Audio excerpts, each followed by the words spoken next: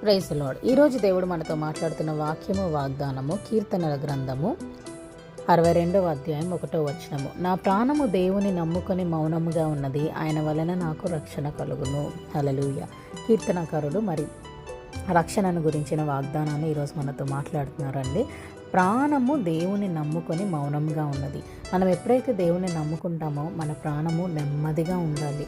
ఎప్పుడు అలజడి కానీ, సమాధానం లేకుండా కానీ, కలవరపడటం కానీ ఇలాంటివి ఉండకూడదు. ఎందుకంటే దేవుడు when Christ leaves in our body, ఆయన మనలో ఉన్నప్పుడు, ఆయన ఆత్మ మనలో ఉన్నప్పుడు మనము నెమ్మదిగా ఉండాలి. ఏ విషయాలలో కూడా భయపడకూడదు. దేవుడు అందుకే భయపడకుడి అని చెప్తున్నాడు కదా. 366 సార్లు వాక్యంలో మరి బైబిల్లో దేవుడు చెప్పాడు మనకి భయపడొద్దు అని.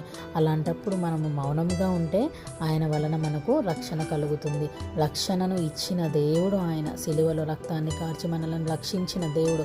ఎవరమైతే మనం ఆయన నిజమైన దేవుడు చనిపోయి తిరిగి లేచి తండ్రి కుడి పార్శ్వం వైపున కూర్చున్నాడని మన పాపములను ఒప్పుకొని కన్ఫెస్ చేసి వాటిని విడిచిపెట్టినలా మనము రక్షించబడతాం. కాబట్టి రక్షణ మార్గంలోనికి వచ్చిన తర్వాత మనసు కానీ మనము కానీ చాలా నెమ్మదిగా ఆత్మలో పరవశం అయిపోతూ ఉంటాం. అందుకే మరి దావీదు కీర్తనకారుడు ఆయన దేవుడిని నమ్ముకున్నాడు కాబట్టి మౌనంగా ఉన్నాడంట.